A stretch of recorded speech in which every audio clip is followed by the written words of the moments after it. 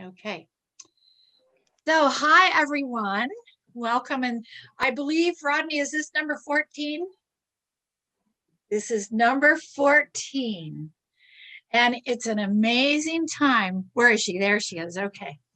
So, this is Easter Sunday.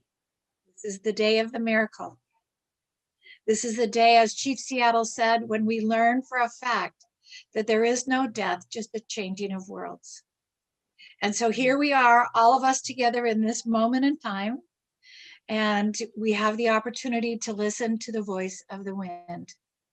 I acknowledge my sister Edna in California, who I adore with all my heart. And I see John Pappin, and I see Maggie, and I see all of you. I see Tree Peters. I see all of you, and Deb and Howard and everybody.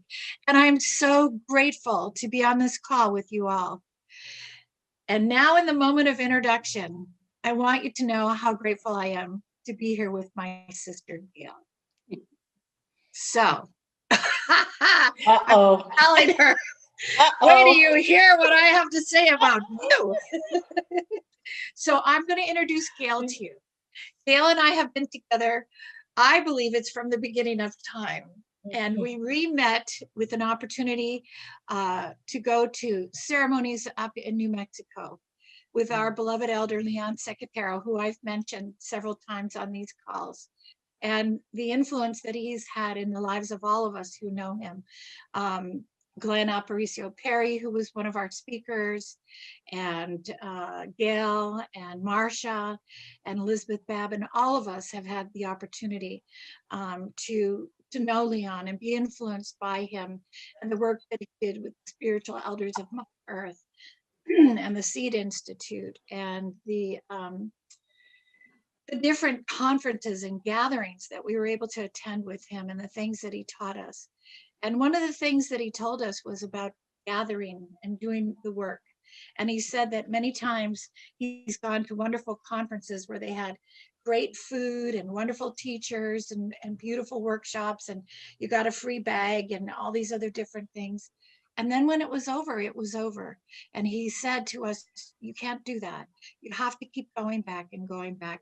So in 2009, we had our first gathering. Gail and I were there in the Mimbres in New Mexico. And from there, the next gathering was in Hawaii on the Big Island. And then from there, it was over to New Zealand. And then it was on and on and on and on and on. And we went to so many places together. We were with our sister Maggie down there in Glasgow, Scotland. And we sat in her garden. Yes. And we had such a wonderful time. And we stayed in her home.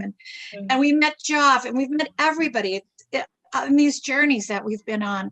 And here we are again as the wind has blown us through this time of COVID, where we're in our homes now. And yet in our homes, we're all sitting there this morning with grandmother Gail Whitlow in her house in Oswego, Ontario. So I told her that I was going to be thinking of what I could say about her specifically. She is a beautiful, beautiful woman. She is strong. She is honest. She is fearless and courageous. And not that I'm saying she's without fear, but that she can go beyond her fear. And in doing that, she's been an example to me, because I've learned from Gail that I can go beyond myself and my own limitations that I impose upon myself. She has saved me. And I would like to tell you about one time in particular. I'd come home from one of my trips across Europe, and I'd had enough. I told her, that's it. I called her up and I said, you take this over because I'm done. This was too hard. I was gone too long. I can't do this. Nobody loves me. Everybody hates me. I'm going to eat some worms. I am finished. And Gail said, oh, really? And she walked out the door and got in her car and drove her truck and drove 12 hours and got to my house and yanked me out of my living room and drove me down to the Mississippi River and had me sit on the sand while she sat behind me on a log with my hair in her hands. And she said, tell me, Susan, what happened? And I didn't want to tell her. I didn't even want to talk to her. I didn't want to do anything, but I did. I started to tell her. And as I did, she would go through my hair. And every time she would encounter a knot, she would release it. And as she did, she released my pain. She released the painful memories. She released my frustration. And by the time she was finished, she said, "Are you all right?" She said, "Okay, I got to get back home," and drove off. And that is Gail. And I call her, I get attacked on a regular basis because I'm not got tribal enrollment anywhere. And when I called Gail on this last attack and I told her, she said, "You tell them to come to me." And I thought I'm never going to do that because I'm tough and strong. I can do this myself. And I sat down and I learned a whole bunch more, Gail. You'll be happy to know. And now I know. But I will always know beyond a shadow of a doubt that I have Gail with her bare medicine standing behind me so that when anybody looks at me and goes, "Oh, you're so cool," it's only because they know Gail's right there and she's going to get them if they don't know that. And so I'm grateful. So to me, the greatest testimony that I can give to you of Gail is that I know her, I love her, I have tremendous respect for her.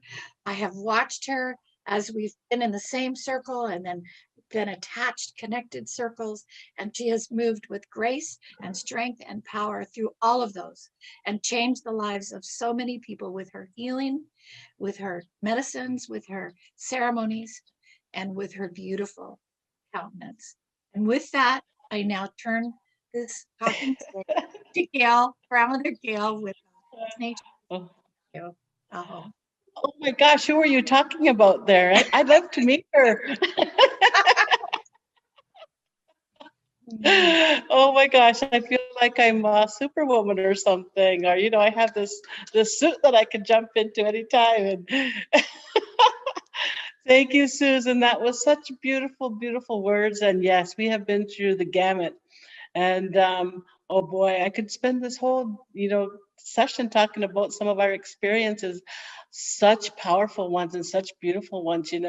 As we traveled around, we influenced many lives, and it was really powerful to be able to see people when they says, "Wow, the light turned on," and that's exactly what happened. When we were done with them, because they don't have a chance when me and Susan are together to stay in that place of wherever they are.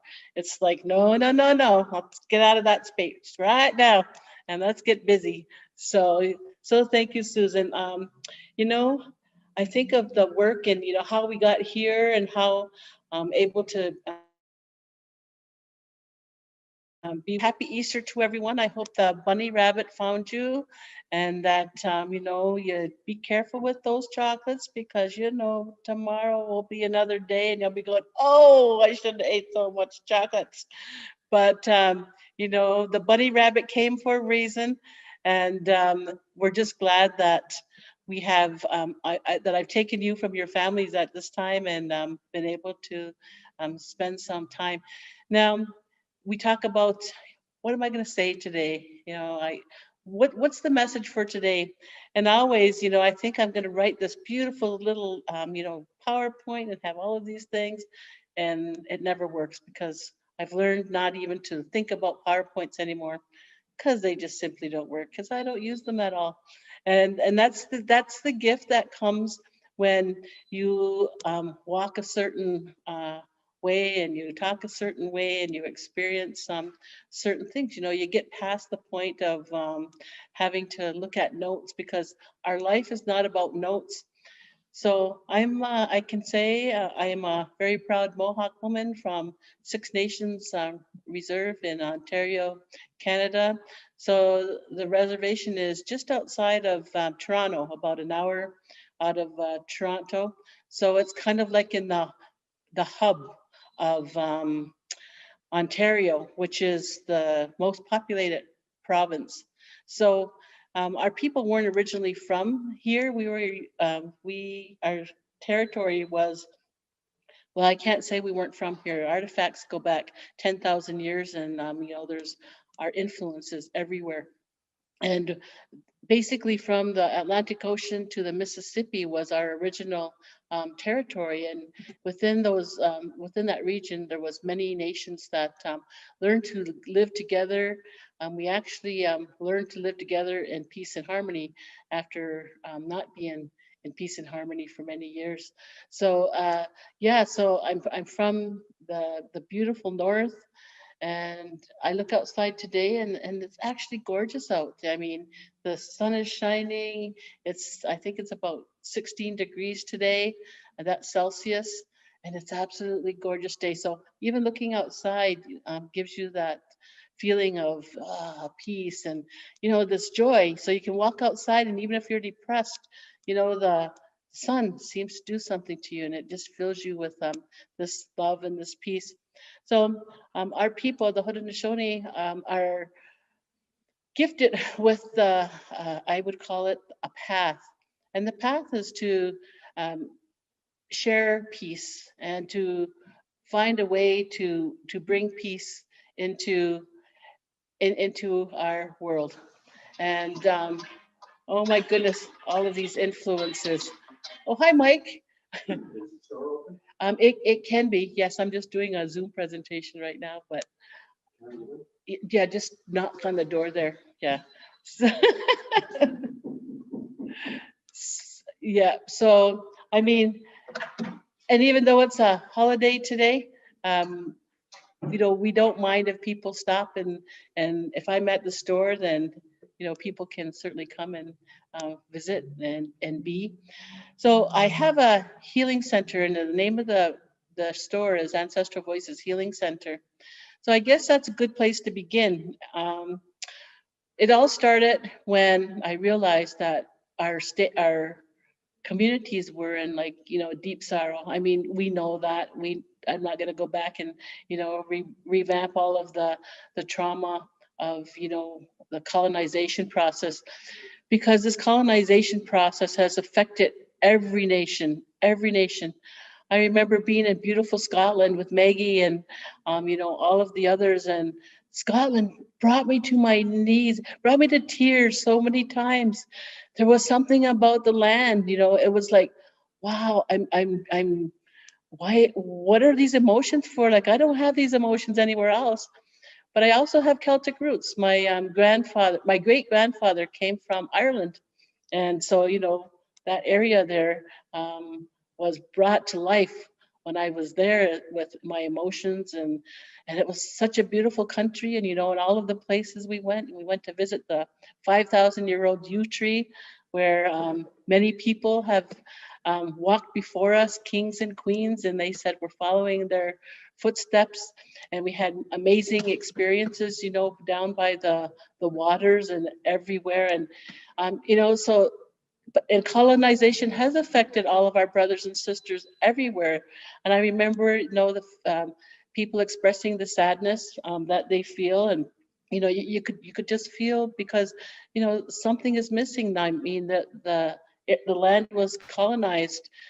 They went into the highlands, and they took the men, and they killed the kilts, kind of. They changed the whole structure of society. And when you hear all of these stories, our story is not different. Our story is the same. Every country that we've traveled to, it's been the same. We've had that, colonization going on for way too many centuries. And so what that brings us to is, how do we turn that colonization around? How do we find that peace that we're all searching for? And so I looked at our people, and I said, at our nations, and I said, um, I don't know what I can do, but I know that when I have a Reiki treatment, or when I have a reflexology treatment, or when I go to my ceremonies, or when I go to ceremonies, no matter where they are, there's something that comes into my heart, and it's a sense of really deep peace. It's this magic that happens, because all of a sudden your mind is taken away from all of that, and it's put into a place where there's peace. And so what is peace? Well, peace is happiness, and peace is a feeling, and peace is knowing that everything is going to be all right, and it's up to me to make it better if it's not all right. So I went to ceremony, I kept putting my tobacco down, and I kept putting my tobacco down, and I kept wondering, what is it that I'm supposed to do? Now, being Bear Clan, we do know that there are certain attributes that most Bear Clan people possess, and that's the ability to know and understand medicines, and it's also the ability to be the healers, because when we lived really close to nature, that's what it was like. We lived so close to nature that our people mimicked all of the animals, because we weren't separated from that. So I looked at that and I said, I'm going to open a place where I can do what I need to do. Because at the time I had young ones, and every time that I was asked to go to I guess you could say a client's home, or to work with somebody, sometimes I had to take my little ones with me. And so I had to say, shh, be quiet. They're 2 and 3 and 4 years old. How do you tell those young ones to stay quiet while you're working with someone, But they understood. I said, listen, I have to bring them if you want me to come and work with you. So it got to the point where I knew that I had to find a place so that I could set it up so the ambience was correct, and so everything was right for me to be able to do my job. And not saying I can't do my job anywhere, but it was just so much easier to find that place. So I also thought of all of the things that I needed. So I needed to be able to uh, do workshops and sell medicines and have a store. Because if I'm working with somebody, and I know that they need a certain medicine, well, I had to have it on hand. So that was the basis for creating Ancestral Voices. And I opened that business in 2007. And so I'm still doing that business, but it still also is more important that, after working within, the confines of a structured place, that I know that the real healing comes from being outdoors and being into nature.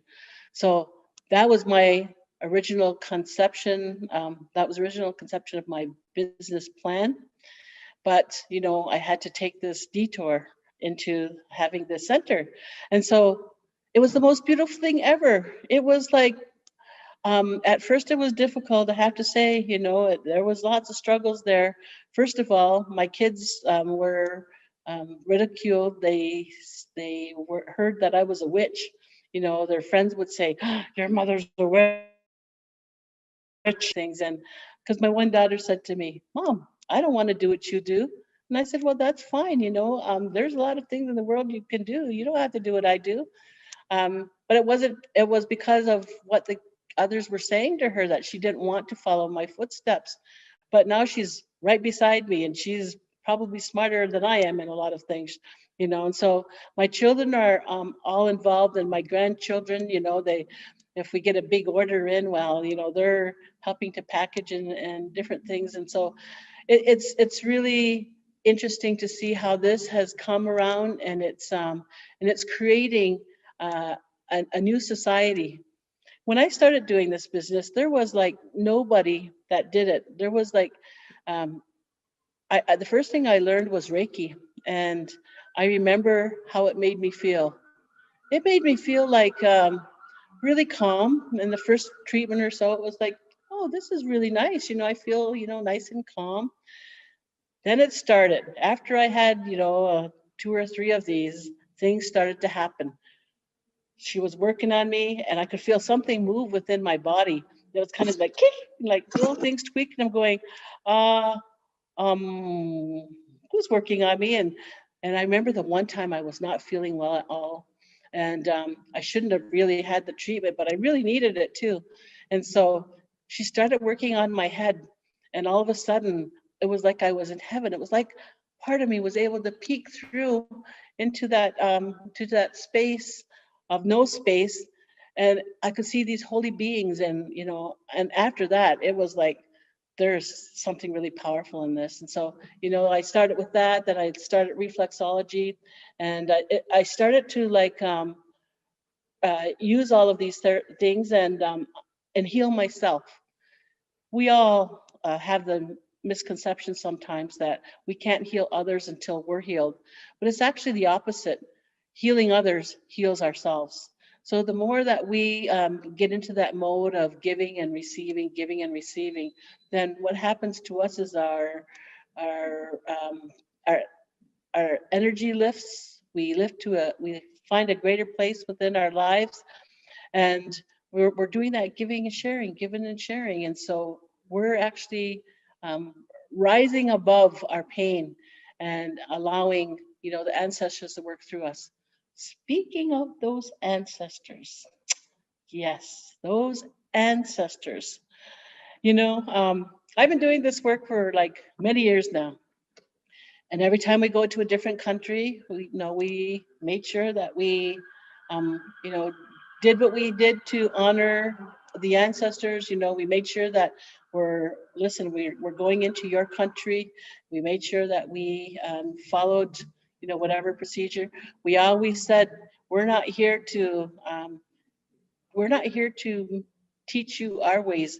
We're here to share our ways, because then it might ignite something within you so that your mind and your seeds, those ancestral seeds, will be watered, and then your old ways will come back to you. And sure enough, you know, it was really amazing, because it just seems that, you know, we share something, and next thing you know, when a circle was formed, they were creating, you know, what they felt was right, and that was all we were meant to do. We weren't meant to go, and we weren't meant to be there all the time. We were meant to put our seed down and take it from there. This is what you need to do in order to, or this is what you should do in order to like make changes within your environment. And so I believe Denmark has like what, 24 circles or 21 circles, you know, they've created since that initial circle that we went to, wow, years back now. And so the whole key then was to, and I have this business, but I also have all of these other hats too, because, you know, me and Susan, we're quite the couple, right? Quite the pair there, you know. Can't take no for an answer sometimes. And can we do it? No, we can't. But yes, we're going to do it anyway, you know. And so off we go, and we'd be traveling the world, and you know, we'd be doing all the things. Oh, should we go there? Well, I don't know. Well, come on. And if I was a little hesitant, my plane, you know, we'd be on the plane. And if Susan was a little hesitant, well, you know, there was a noose, one of those, you know, those big sticks, you know, one of those big sticks. I need it, and I got her on the plane with me, and then we were off. And you know, there was just so many beautiful adventures and beautiful people. And the beauty about doing all of that was the beauty of the land. Man, I can't tell you the number of magical experience that happened in every place that we traveled. There was such magic, and I can't express the surprise.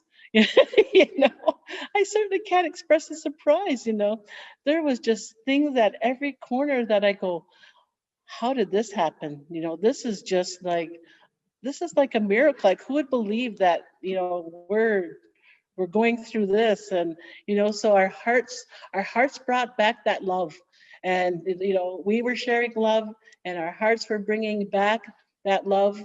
And um and, and now we're stuck with COVID, and now we can do love this way. So I'm sending out my love to everyone, because you know, I can't travel, and we can't be in that circle together right now. However, um, there's like definitions for love. You know, what is love? Well, you know, love, I've discovered, is not what we think it is. You know, there's sometimes we let our feelings get too involved, and we think love should be a certain way. Love should be this, this, this, and this. Well, that's not love. love comes from your heart. It's when your heart speaks and there's this balance that is created. That's more love than I love you, now you have to do this and you should be doing that, and love, love, love. No, that's a different total emotion. Love is when you speak and the words that you speak come from your heart. Love is when you compassionately give your kindness and you also passionately receive kindness. Love is what we have for our Creator, and our Creator lives within us. So we really have no choice but to be part of that entity called love. Sometimes our love is like a seed. It's like in our womb, we're still closed, and we come into this life, and most people are supposed to like blossom and be wonderful, living this wonderful life, but we don't get that. We get the seed that is closed, and sometimes we have to like figure out, what do we need to bring that love forward? What is it that we need to bring that love out? This is where our ancestors come in, because we have to be mindful that every step we take, we're walking in our ancestors' footsteps. Everything we do, we're walking in our ancestral ways. Our ancestors, it's like they walk right beside us, and when we're like little brats and we want to go do something bad, they let us go and they're saying, now you really shouldn't be doing that. But we go do it anyway, and it's like, oh, why didn't I listen? Something was telling me not to do that, but I did it anyway. Why wasn't I listening? You know? And they're going, well, this is how you learn in life, and you walk a little further, and that's what it's all about. It's all about having that nurturing, having that love, having that care that we all need, except some just don't realize that. We sometimes have to acknowledge that, well, we're just bad little children, and we just need to figure it out, and they're letting us figure it out for us. So a lot of times we wonder, what is our destiny? What is it that we are here for? And the answer is not easy, but I made this amazing discovery 3 weeks ago. So 3 weeks ago, or a while back, I had been learning about the Mayan calendar.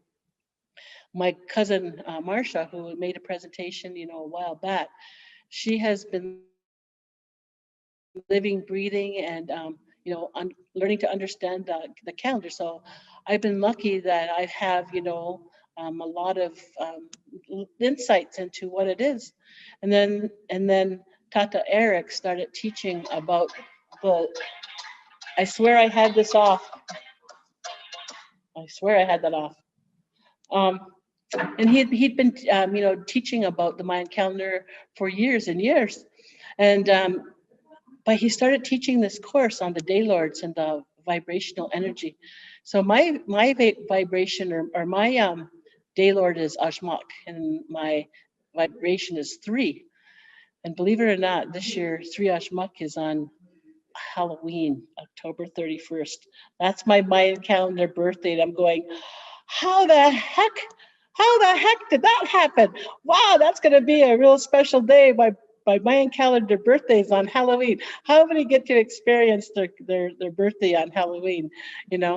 But the Day Lord, the Day Lord was the really deep meaning behind it was what I was getting at, because each of the Day Lords have I would call it a duty and a responsibility, and you come in with certain traits. So my Ajmak is about honoring the ancestors.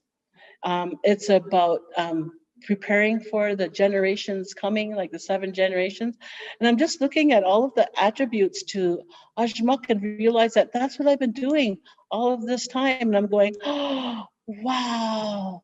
Everybody's got to learn this. Everybody's got to understand this, because when you start to understand that there is a divine plan, and that we're not here just because we're not here just because of an accident or a mistake or all of these things. We're here because of a bigger divine plan. Well, then you can use that information, and then you can help build on that. And so you do know exactly what your life plan is. And so it made me totally happy, to go through that and to know that. And now I'm just sitting here because I have a much bigger smile on my face, because I'm learning, those deeper connections. So, there's so much out there for people to find that answer to those questions. The other thing we always wonder is like, gee, I want to be the Dalai Lama. Do you really want to be the Dalai Lama? The Dalai Lama had tremendous hardships, and the Dalai Lama still cannot live in his own country. He has so many hardships. And then we have the windshield washer. The windshield washer, you're having a bad day and somebody says, would you like me to do your windows? And you have a minute conversation with this window washer, and he tells you something really special or nice, or it's the hello that fills your heart, because maybe you're going to commit suicide or something that day, and you just had those kind words that helped you. Both are doing the same role. It doesn't matter about anything more than what you're putting out and what you're receiving. If you're putting out love and kindness, then when that love and kindness comes back, feel free to accept that love and kindness as well, because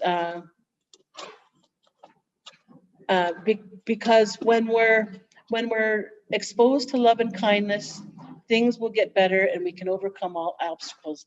So that's the kind of thing that me and Susan have among us.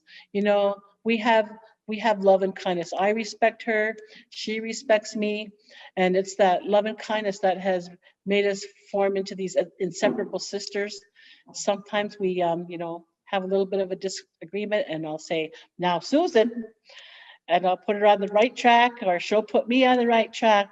And, next thing you know, all is well again. So everybody should have a relationship like me and Susan have, because it's important that to be able to say what you need to say and be able to hear what you need to hear, because it's all done out of love. You simply have to realize that, sometimes you need to be lifted up and sometimes you need to do the lifting. So, she talked about Leon, and Leon was a very powerful elder that we had in our lives, and we really had no idea that our time with him was going to be so short. So I can't even remember. Let me see. I met him about 2000, in the year 2000, and when he passed, he was a man with very few words, but what his words were really powerful.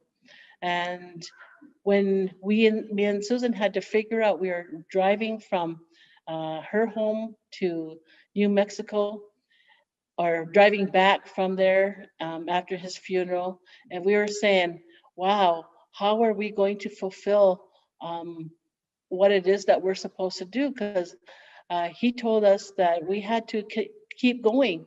We could use his contacts, and he winked. He was happy that we were continuing to do the work. But then we had to figure out how to do the work. So we had to piece together those few words that that he had given us. I shouldn't say few words. Those teachings that he had given us. We had to figure out what it is that we can do to manifest that. And so when the circles started coming together and we started, that the grandmother work, that is really where it's at. The grandmother's work and the grandmother's role in society is crucial. The grandmothers these days need picking up. Sometimes their children, their grandchildren, they don't even communicate, because maybe you didn't know what you were doing in your younger years and you made a lot of mistakes. And then there comes a time when we get past all of that, and when we grow and we live. But sometimes it's really hard to know what it is to be a grandmother. So when we can have these circles, it helps to fill that role also. we get to nurture everybody, and we get to have those talking circles. And, from those talking circles comes the next step. What do we need? We're listening. What is it that we can do right now that is going to benefit, the people? What is it that we can do? So that's where, some kind of ceremony come. This is what we know. So we'll share this with you, and you carry that on. And then the grandmother's work is so beautiful because those little grandchildren, those little grandchildren are, I have 14 grandchildren, 14, and I'm having another grandchild in a couple of months. And it's a busy life, a real busy life. I'm so I'm so glad that I can say that I have 14 grandchildren and I see them regularly. Like, I'm just looking now, there's like a few grandchildren hanging outside, right now. I get to be in their presence and I get to hug them and I get to play with them and I get to tease them and I get to, spend so much time with them. And I realize that not everyone can do that. I realize that people come to the store and they're sad because, wow, I have missed my grandchildren so much. I'm so glad that, I can say hi to your grandchild, because so often the the parents are separated from their grandchildren. And so I have to look at that. That is one of my big blessings, is to be able to say, yay, I see my grandchildren. I spend time with my grandchildren because, so many people can't do that. And so if you can't be around your own grandchildren, well then love someone else's grandchildren, take someone else's grandchildren to heart, and give them that love and caring that you can't give your own. And, I think it's just a time in history where we're starting to want to change the norm and go back to something that was much more beautiful. So when you take a walk in the woods, how does that make you feel? It's been a long day. Um, Geez, I just need some fresh air. I think I'll just go for a walk. When you start walking in the woods, or you start walking around a trail. And as you're walking, it's like, oh, all of that stuff that you have accumulated has the opportunity to get released. So it's like, as you walk, every footstep helps you to let go. Every step also helps you to be in those energies of that ancestors. So you just stand there, you take a nice deep breath, and as you inhale, wow, wow, something in me is shifting, something in me is changing. Well, a lot of times we don't know why that is. So one of the reasons why we feel so much better is because grandfather oak, grandfather pine, grandfather hickory, grandfather elm, all of those beautiful, tall grandfathers are standing right beside. And then there's the little shrubs, and then there's the plant life, and then there's the animals, all of those have a beautiful spirit within, and they're actually like hugging you. They're saying, oh, it's okay here. Yes, just take some nice deep breaths here. We're gonna calm you. So one day, I have this land. It's called Land of the Dancing Deer, and there's a whole story behind how it became Land of the Dancing Deer. And there's this grandfather oak. So when we first discovered, or first started working on this property, grandfather oak was the go-to place. We made our offerings. This is where we had our ceremonies, because it was like an oak tree. And at the time, there was only like 2 foot white pine. And so he was there, magnificent and majestic right there. So we naturally started to make our offerings and go to the shelter by the oak tree. And, there was some times that we wanted to go further than the oak tree, but something would happen. It'd be like all of a sudden there'd be a flock of birds, or there'd be a feeling, no, now's not the time. So we would stay kind of centered at this oak tree. And one time I was doing this pipe ceremony, because that's also one of the things that I do is I'm a pipe carrier. And so my friend had said, I think we really need to do pipe. We were back at the land, started to pray, started to use pipe.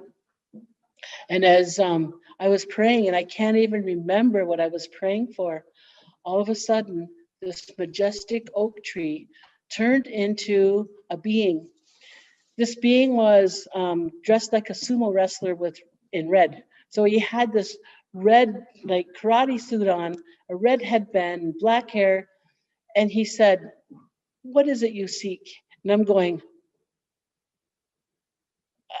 I'm lost for words. Me, lost for words. And if you know me, I'm not usually lost for words, but I was lost for words at that moment. And as I'm sitting there and what do I seek? I'm lost for words, going, I don't even know. What do I seek? And it was just like a flash, bam. It was there and then it was gone. And so I'm going, wow, what is it I seek? And I realized, that this was nature's way of showing me that, I've always known that we're connected and that all of these beings are like our brothers and sisters. And I just did not know until that time how real it was. I had always assumed, but when that happened, I knew. And there was no way that anybody could ever convince me now that those tree beings weren't exactly that. They are very strong and they're there. And that's how come they can wrap you like when you sit under a tree. That's how come you can feel that beauty and that hug. It's because those tree beings are real. And those tree beings, that's what they're there for. Imagine being a tree. You stand there and all your needs are met. Every single need that you need is met. You get the water up through the roots, you're nourished by the sun, fed by the sun. You get all the little visitors that come, they're singing little bird songs to you and everything that you need.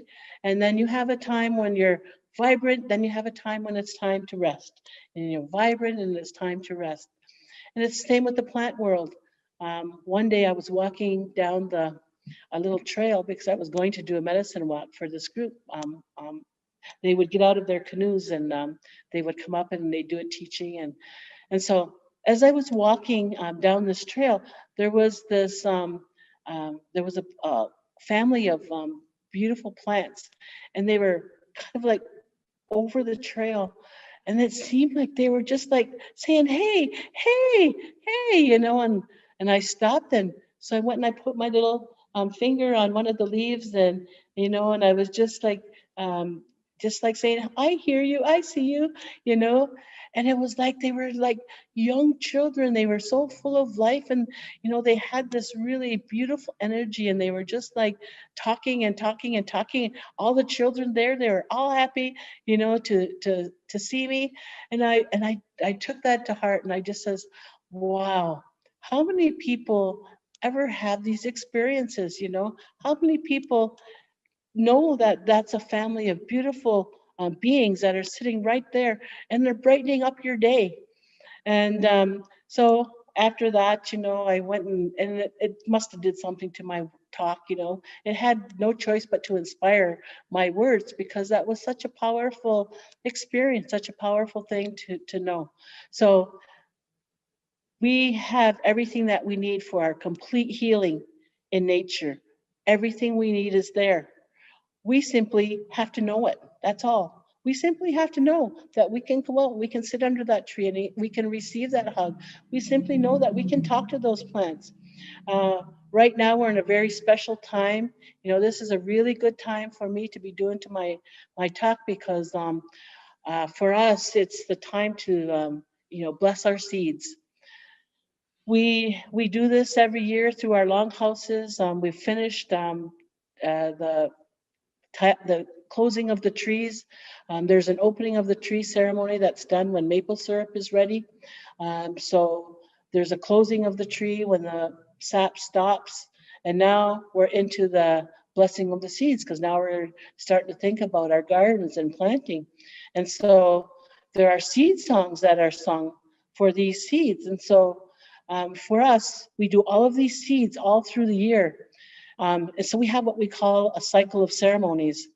I just have to say right now, though, it's the first time in history that we know of that only the people that do the ceremonies are doing the ceremonies right now, because COVID came and it affected some of our people.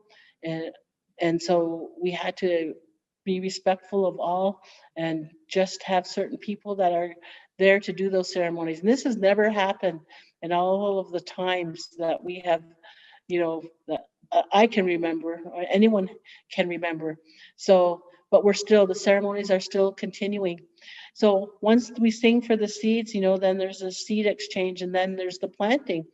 And one of the important things about planting is the songs again. So as you plant, you're supposed to sing, to the medicines and to the plants. And I'm sure Maggie must sing an awful lot, because Maggie has the most fantastic garden, you know.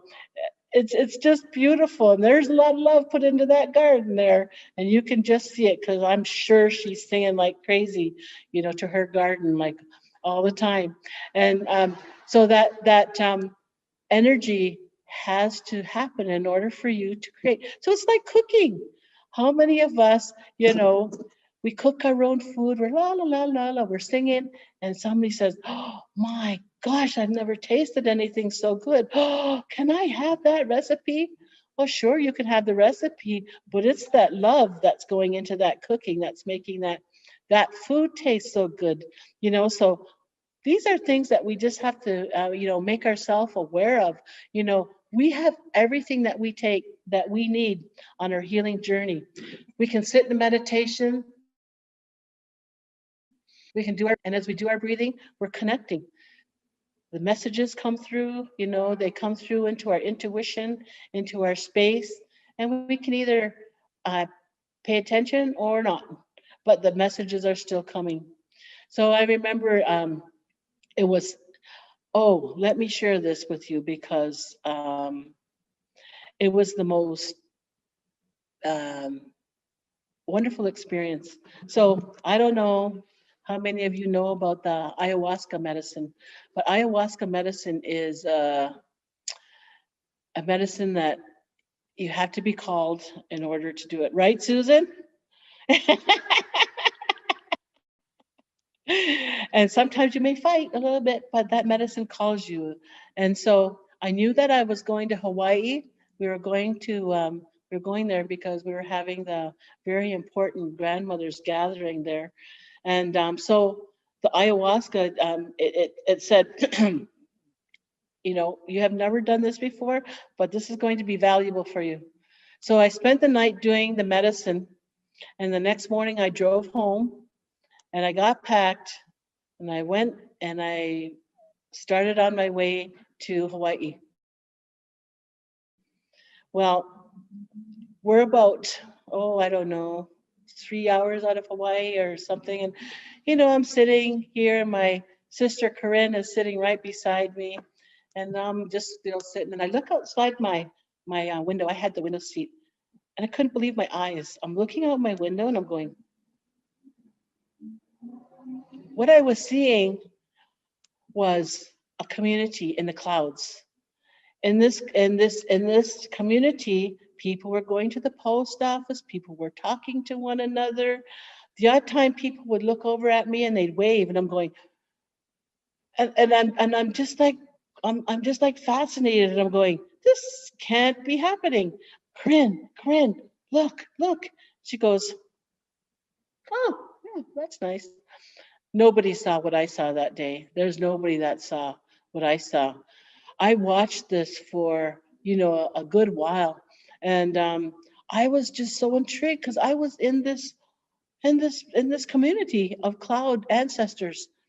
And when I saw that, the first thing I thought was Shambhala. So Shambhala is supposedly this world within our world. And I can tell you that that is true. We have a lot of different layers of ancestors living right here. It's just that we all carry a different vibrational energy, and it's this different vibrational energy that we all tune into. And so the last story I'll give you on this aspect is my friend. He has a very special gift, and he says that he has been taken many times, by our our other beings, and because he's been taken by other beings, he has this. I don't know. He has this really deep understanding, and he says one day, all of a sudden, he heard these strange voices, and he didn't know what these strange voices, who they were, but they were talking about the plane, one of those planes that disappeared in the Indian Ocean, and the conversation went something like, "So, do you think that anybody will ever discover that plane?" And so there was this conversation and another vibration going on, and they realized that he could hear them, and he goes, they said, how are you listening to this? And he goes, I don't know, I'm just here. And they changed the channel. They literally changed the frequency. And he's going, like he shared this story, and I'm going, it is possible to change frequencies, because we can listen to the radio, and we can listen to all of these different things. We can watch TV, and we can listen to see all of these different stations. We can go on the internet, and we can press a button, and we're all connecting to people around the world. How are we doing that? Nobody thinks about that. How are we doing that? Well, there's these things that are connecting us through the vapor, so to speak. So we are not totally disconnected from anything. We are very powerful beings, and we came here with this really strong purpose. So I want you all to consider, a lot of things. One is, what is it that I'm good at? And the second is, am I doing everything I can to make sure that 7 generations from now, my children, my grandchildren, my great, great, great, great grandchildren are going to have a beautiful existence here on earth? And if you ask yourself those questions and you have an answer and say, why, yes, I am, teaching my children this, or I'm doing that. Or if you don't have children, well, yes, I am, I've adopted it, whatever it is. Just make sure that you're looking after 7 generations ahead. That's your duty and your responsibility. And sometimes, when we look at that, how do we do that? How do we do that? That's your question to figure out, because we all have a different path. We all have a different role. One day we were in Chaco Canyon down in New Mexico, and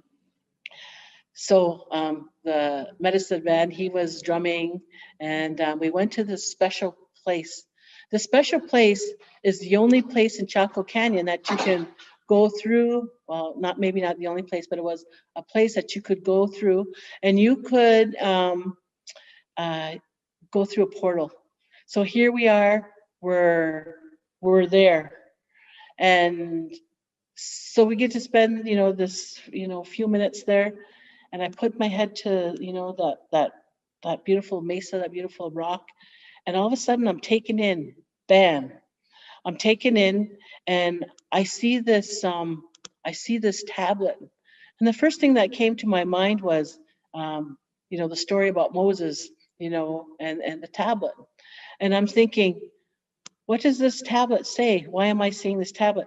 And so there's this being there, and he's dressed in like the way you must have dressed like 1,000 years ago, in his clothing, and he was just, and actually there was more than one being, and he said they were just going to start explaining this tablet to me, and the leader said, "Okay, that's enough," and pulled us all out, and I'm going, no, oh, I think Glenn was there. Glenn was there at the time too. And it was like, oh man, you I was just gonna get the secrets of life here, and you pulled me out, you know.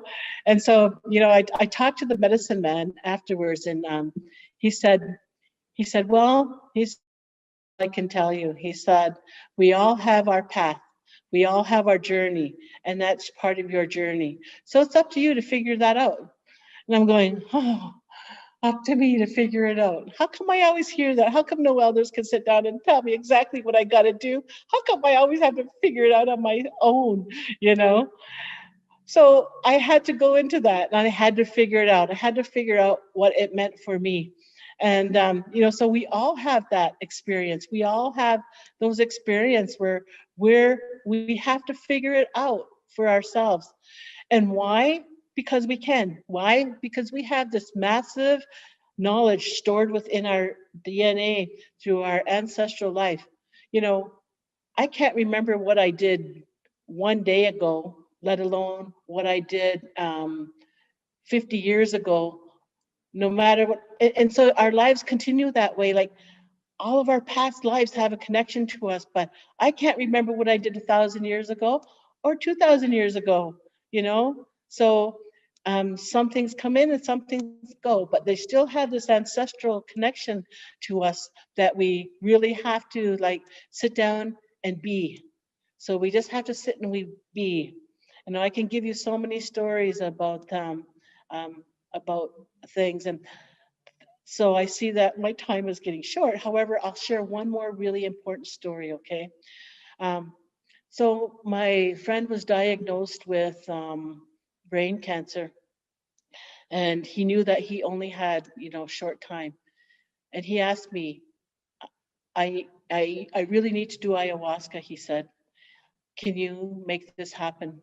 And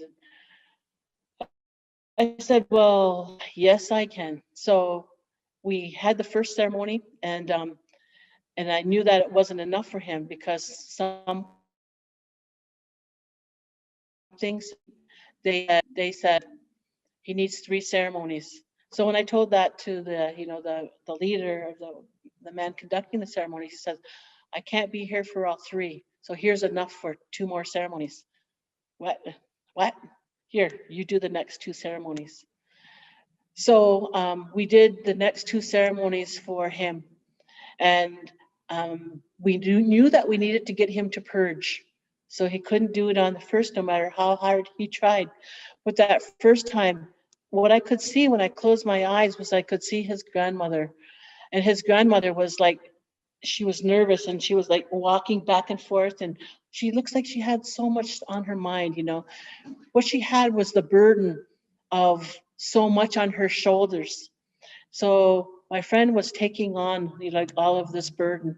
So when it came to the second ceremony, he still didn't have that opportunity to purge. And I said, well, that's fine, because I know that it's going to take 3. But there was visions of, that ancestral trauma that were coming through. So on the third time, finally, he got to that place. We were singing hard and, we were working with him hard. He finally got to purge. And after he purged, that grandmother, she was totally changed. She was smiling, she was light. You could see this, her eyes were like stars. He had released the burden of those grandmothers during this ceremony. And so then he could go to his end in peace. And that's exactly what he did. He knew that he wasn't going to be here. He died a peaceful man. And that was such an honor, that he asked me to help him with that experience. And it was such an honor for me, because how would I have known, how would I have seen, these things had I not been a part of it? And so that's what working with others is about. It's like shared experiences. And also these shared experiences happen in our dream time. In our dream time, we don't know, but What it is it's time for us to balance everything out in our lives. Everything. So there's lots of different types of dreams. So we have the dreams that are nightmares. So what are nightmares? Well, nightmares are fears. There's something going on and your dreams are saying to you, listen, you got to take control of this right now. Because if you don't take control of this right now, you're going to have phobias. You're going to have this thing. Your mind is not going to be right. Things are going to get progressively worse till you start dealing with these fears. The quicker you deal with it, the more that it gets dissolved. So, how do you deal with those fears? So you face them. I had these dreams of this bull, and it was a red bull, and not the drink Red Bull, not the drink, guys, not the drink.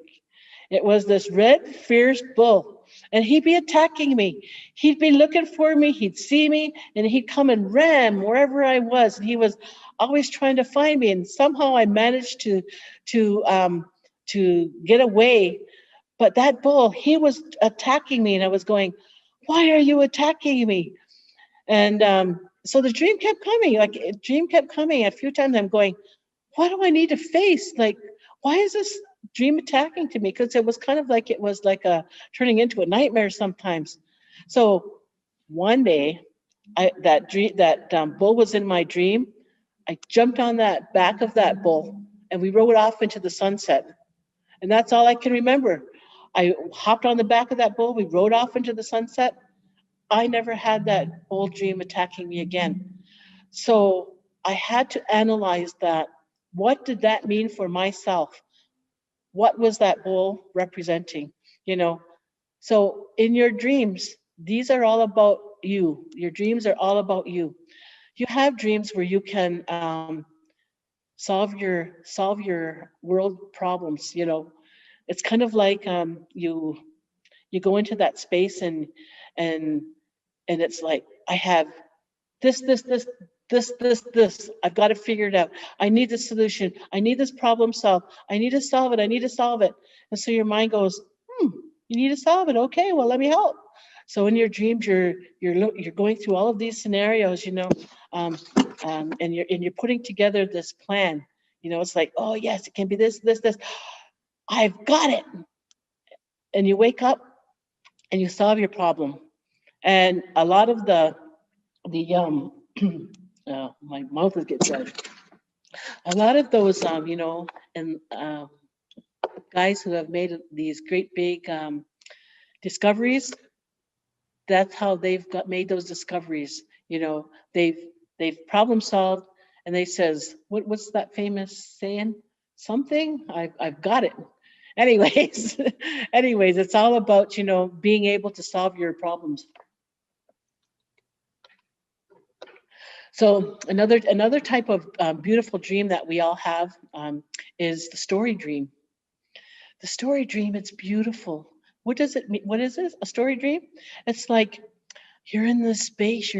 Maybe you're on this beautiful trip, and you're like there's all of these things, and you feel like your energy is really high, and you don't ever want the story dream to end because it's a beautiful dream. And then the next night, your story continues. You're back in that dream and you're continuing on with that beautiful, beautiful dream. And maybe it will come 2 or 3 nights. And then afterwards, you're saying, oh, wow. Well, do you know what that story dream is meant to do? It's meant for you in your everyday life to add a little excitement. Do something that you're not used to doing. If you're gone to, like, for me, it was a foreign country. One of my dreams took me to Africa. And the only reason I know it's Africa is because the vegetation was so different. It was so different that I have never seen vegetation like that.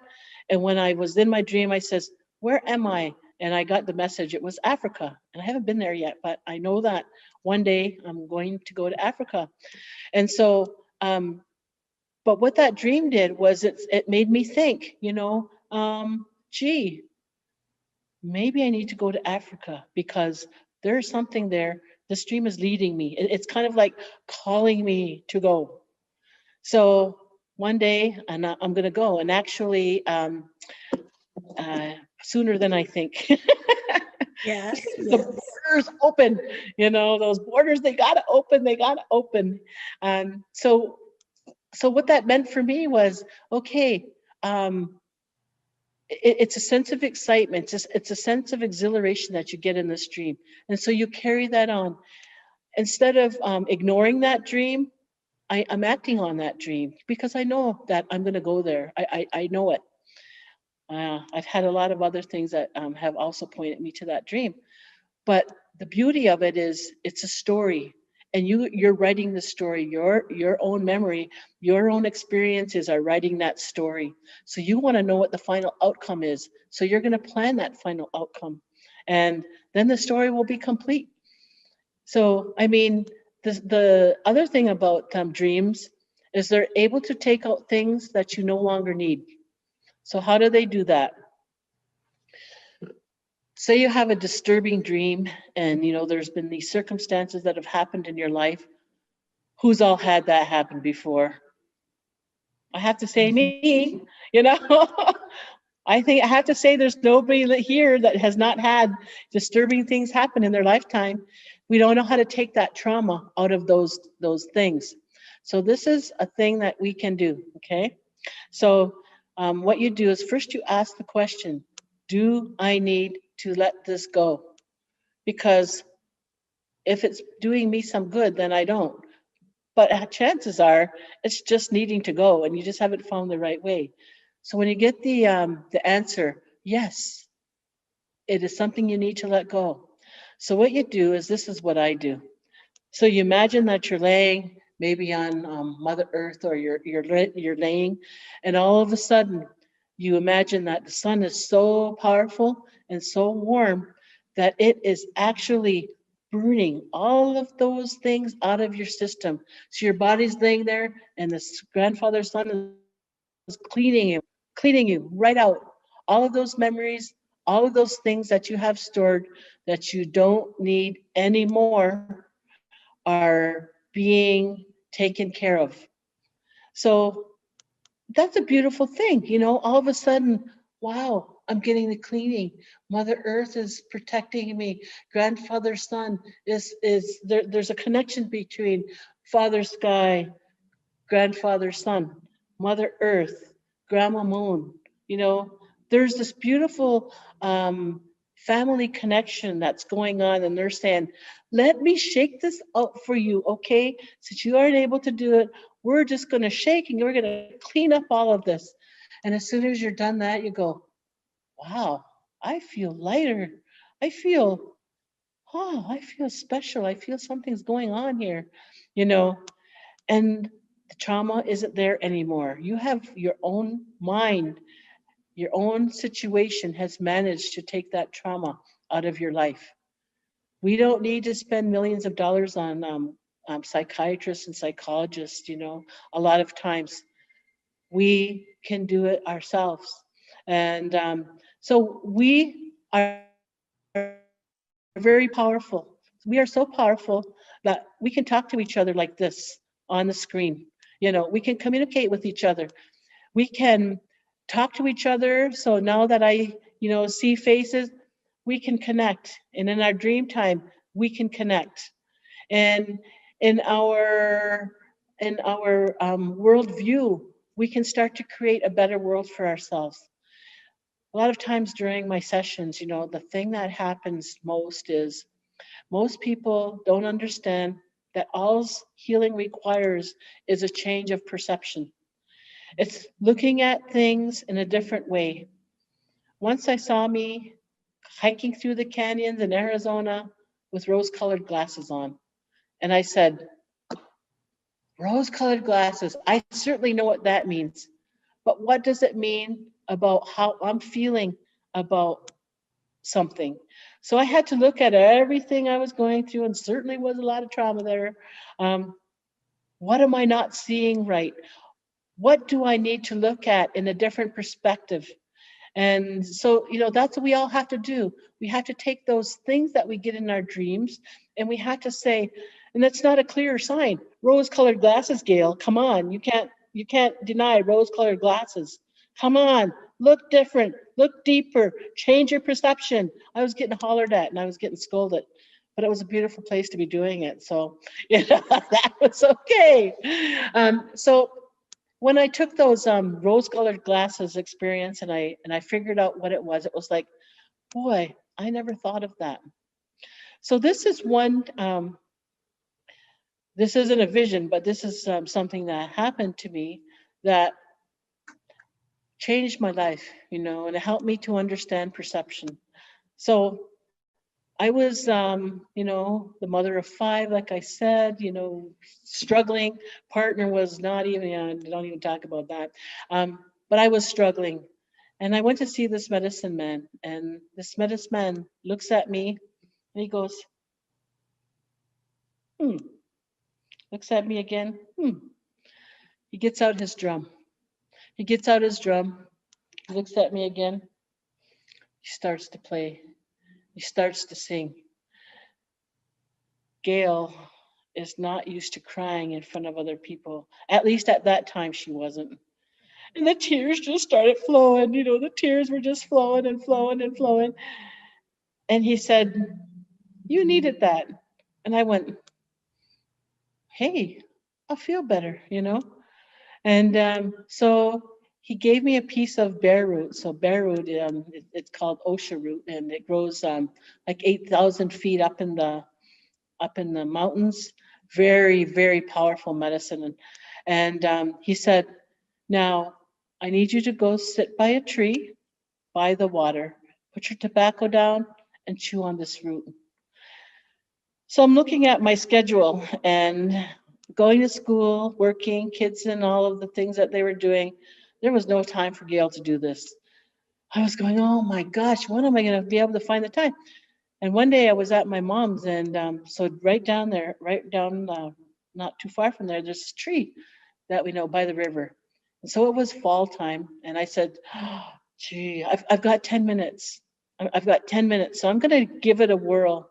And if it does not manifest, well, then I'm just going to have to go back at another time.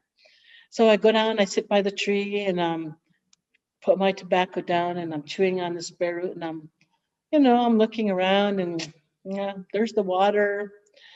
Oh, well, trees are all dead. Trees are dead. Oh, house over there. Oh, yeah, yeah, I can see the house over there. And 9 minutes, and it says, I knew it. I knew I didn't have time. So I go to stand up, and a voice says, "What do you see?" And I looked and I went, well, there's the river. There's some trees. They're no leaves. There's the house over there. And the voice said, "You're missing the beauty." Bam! It was all done. You're missing the beauty. Missing the beauty. Well, I had to take those words and I had to understand what those words meant. I had to start looking for the beauty, any experience that come my way. You know, every experience has, there could be a duality in everything. Even if it's a bad experience, there's a beautiful thing.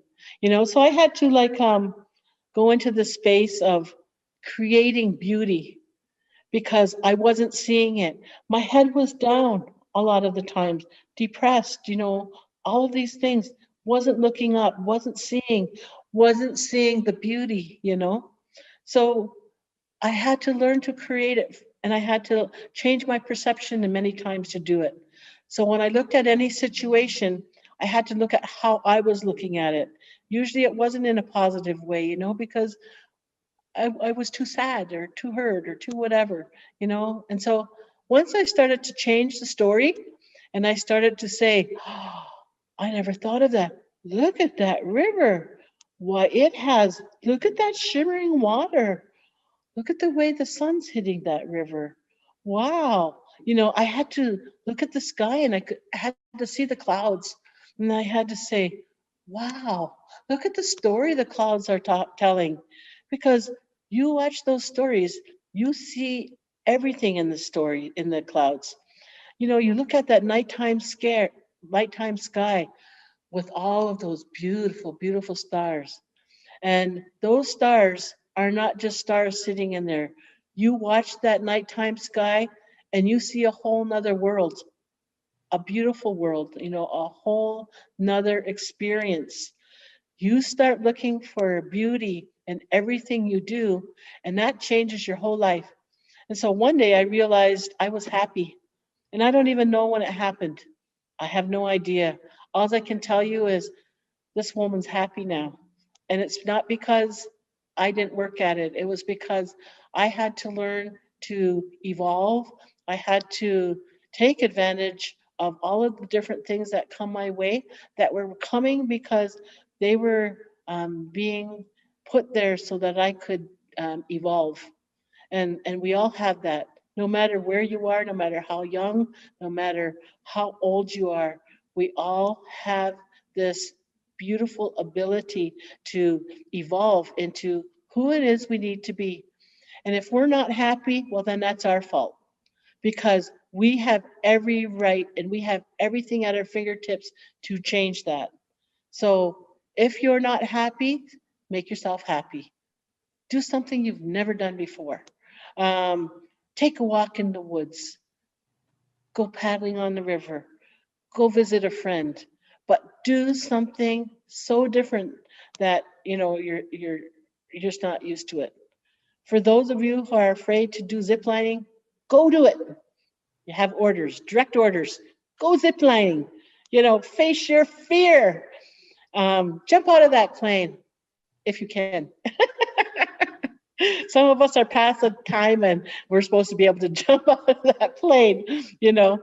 I don't care what it is, you know, climb that canyon, you know, swim in, do something, just do something that's totally out of your character. And that's going to change something about you, you know. Um, Take a chance in life. Start taking a chance. Don't find yourself in that place. You know, COVID has come as a blessing.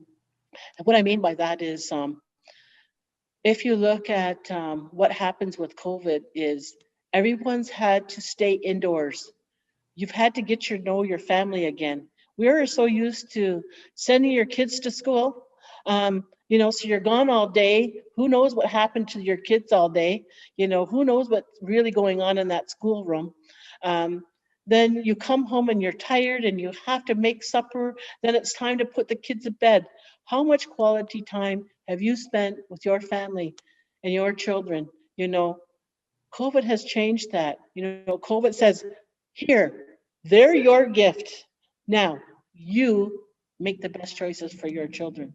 You know, so they've, you know, you've experienced life again through your children, you know, all of that beautiful, like all those beautiful questions, you know, that your children and grandchildren ask.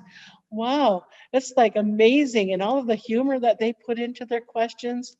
Wow, perking you up, you know, making you live again. Um, I mean, there's just so much that has happened through COVID in a positive way. So COVID is like pollution. Pollution is a blessing as well. Why is pollution a blessing? Because if only I was affected, nobody would do anything about it. Nothing. Nobody would even care less about pollution. But when everybody's affected by it, then everybody makes choices that are, you know, going to change that because we're sick of being sick. We're sick of breathing bad air, you know. So we're going to hound our you know, leaders that be to make the right decision for our environment and for our health. So right now, we're kind of like at that really crucial moment where we need to be making better decisions. And it's up to you to lobby your lawmaker, the lawmakers, you know, to make those changes because that's the only way that change comes, you know, pressure. Here, um, hey, Mohawk, we love to like make sure that we get things done. So we are making um, strides in getting some pieces of our land back, you know. it's never probably going to be the same, but our land was stolen. And our land was stolen. They can't, nobody has any documentation to prove that it's not our land, or to prove that it's somebody else's land. And that, so we've had lots of fights that you don't see on any media. This time round, no media was representing our fight in anywhere, but we bits and pieces of our land. So we have those in our nations who are meant to do that. My sons, my nephews, my cousins, everybody. We're still all related and fighting for what our 7 generations are going to inherit. All of the, if you know anything about Southern Ontario, it's kind of like the most congested part of Canada. And all of the great big townhouses and everything were encroaching on us, right in our backyards, bringing with it all the drama and all of the, the things that come with, that type of life. And we're just saying, enough's enough, enough's enough. And so we're doing what we can, to change that. So Land of the Dancing Deer is a beautiful piece of what I'm doing for our people. In order for anyone to get involved with the project, I've had them read The Great Law of Peace. I said, if we're going to do anything for our people, you have to understand what our values are. You have to understand our history. You have to understand a bit about how we think. So The Great Law of Peace was a necessary reading for everyone so that they can get those values. And the next part of the project is we're creating, using all of our Indigenous science as far as self-sustainability. We're putting all of that together in the project. And the space has been designed using Orion for our healing and ceremonial aspects. That part of the land has been dedicated for that. And we've put all of our necessary prayers and all of our tobacco. And, we've already started manifesting, that aspect of the land. And yeah, I'm looking at my 7 generations to come. We have to have that place. We have to have that place where they can get the teachings that are necessary. We fight sometimes with our ways and other ways. We fight with what is right and what is wrong, but we can't go wrong with that old ancestral knowledge coming through. And so I see that I only have 5 minutes left. So I can probably take a quick question or a quick comment if that's possible. I don't know, is that possible? Yes, yes, it is. And we've set it up that way. So if somebody, they can either raise their hand if they have something to ask. That's probably the best way because you'll be able to see, and then they can unmute themselves, right, Rodney? Is that how that'll be? Let me just take a second here because I'm answering Anne. She is looking for her calendar and I'm trying to get this. I don't want to interrupt, but I want to make sure she knows it's on the way. It got mailed out by Haley. Sorry, Haley mailed it out. We're a little slow, but we do get there. Sorry about that. But yes, anybody that has questions for Gail, just go ahead and put your hand up and she can see that. Thanks, Anne. Anybody? Wow, have I covered everything? John. Oh. No, John Pappas. John. He has his hand up. Go, John. Yeah. You have to unmute, John. You got to unmute yourself at the bottom. Okay. There he goes. Yeah, I just wanted to find out if that community called the Land of the Flint, I believe, it was a independent community that straddled the Canadian and the United States border. We had a blue-eyed Mohawk come and visit us back in the day, and he was telling us about it. It was Gayange, I believe was the name of it. Is that still in existence? Let me see. We have like our whole nation straddles the border. So I'm over here at Six Nations. We're close to Niagara Falls. We have another border over at Akwesasne. And then all through there, there's a whole bunch of different communities as well. So you had a blonde hair or blue-eyed Mohawk come and tell you about this community. So Land of the Flint is Yeah, that's the name of it. it's actually a project, or it's Yeah, a community? it was an independent community. They were teaching the language, teaching the cultural ways. It was a self-sufficient community that they were off the grid and Oh, everything. okay. So that would be Tom Porter's. Tom Porter's. Yes, that is certainly. He is still certainly there, and yeah, it That's still good to is. know. Yeah, That's it still is. Tom Porter. Oh my gosh. If you ever get the opportunity to listen to Tom Porter, you might want to search him on YouTube. There's so many YouTube videos out. okay. He can make you laugh on you. You'll be rolling on the floor laughing, Yeah. then you're crying the next minute. He speaks from his Oh, heart. Oh my gosh, and he's phenomenal. And oh, yeah. he's Second part. Second part. I have okay. a friend of mine. He's a healer, and he lives close to Buffalo. His name down now. Robert Smith. Robert Smith is his name, but he's this big, giant Thor-looking guy. You know, blonde, blue-eyed. But he carries a huge pipe. I mean, this is a massive pipe that he's got.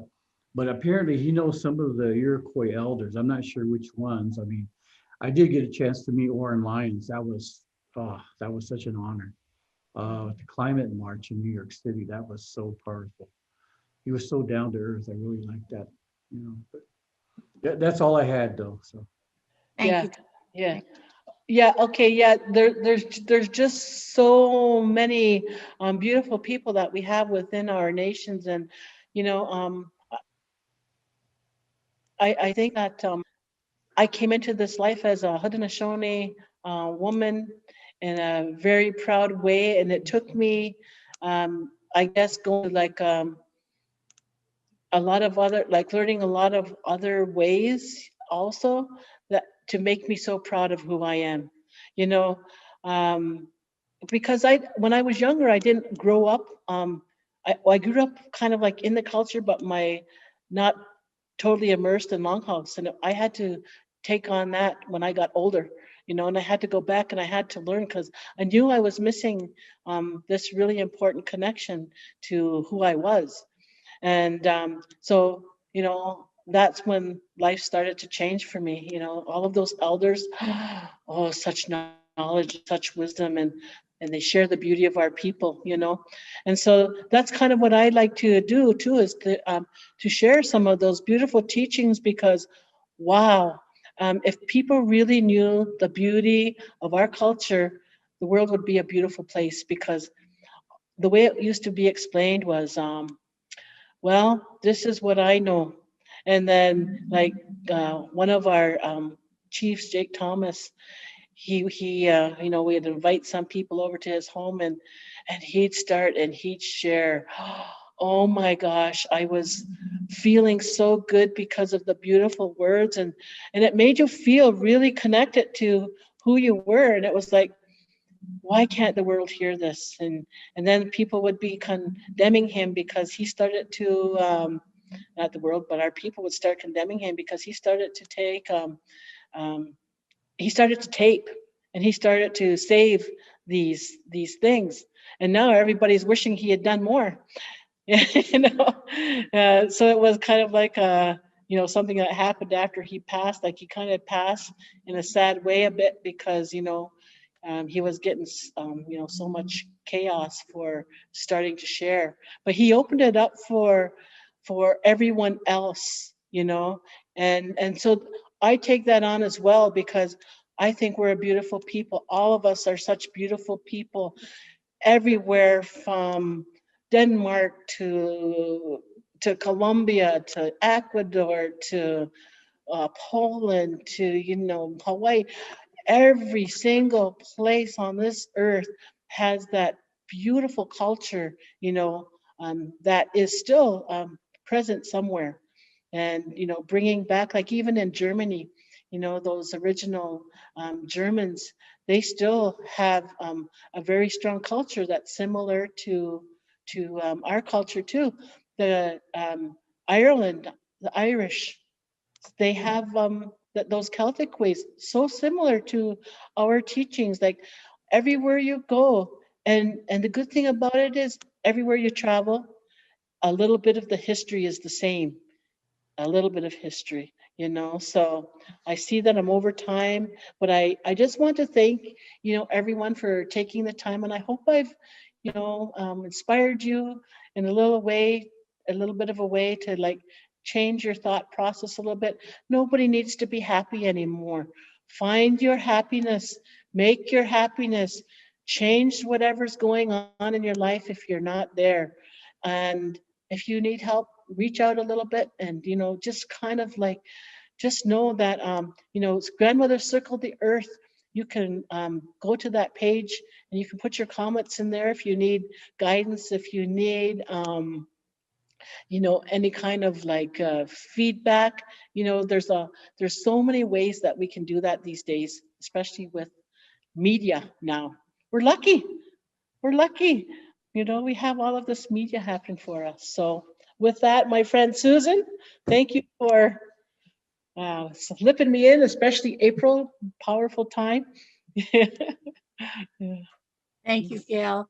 So now there's no doubt in anybody's mind why I love you like I do. And I was trying to remember how long we've been together in this work. And it was the year of the International Elders Gathering up there at Oswego. 2004. Yeah. Okay, so that's Yeah. a long time. And I want everybody to know how grateful I am. So as our exit from our talk today with you, and again, you've covered such a vast range, and I know that and I do want to just say that most people know I'm a Mormon, so that was the ayahuasca challenge for me. And Yeah. so all the grandmothers got together, and I said, "Isn't this peer pressure? Isn't this what they call peer pressure?"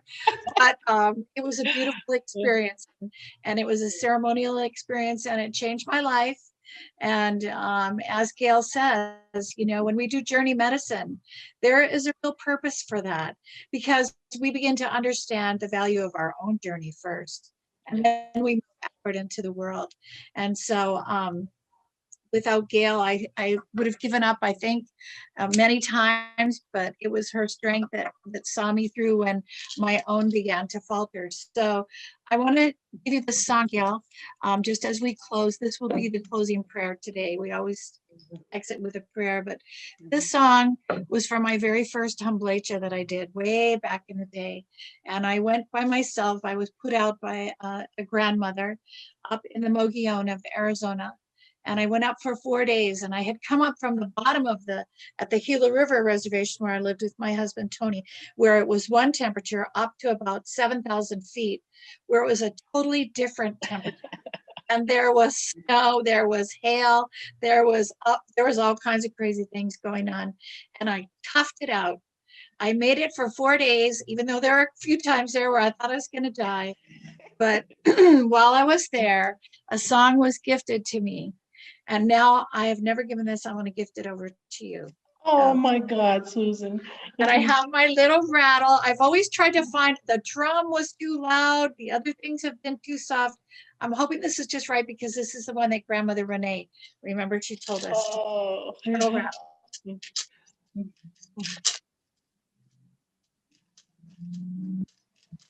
Shante, Shante Wane,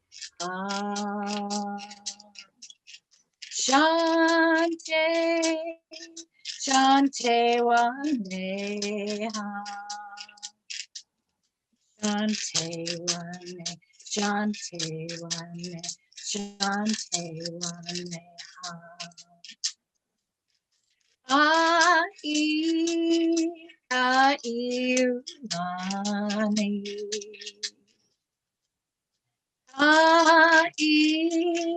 Ka-iu-lani. Ka-iu-e, ka-iu-e, ka-iu-e-lani. This is a song where I learned to sing my own name. And Gail, you gave me the strength to do that over the years that we've been together. I encourage everyone to find your song, the one that has your name in it, because that's the sacred sound of who you are and who you have come into this lifetime to be. Thank you. Thank you, everyone, for being here. Thank you, and we love you. And have a beautiful, beautiful, strong day. Aho. Now go on. Much love to all. Yeah. Mm, mm.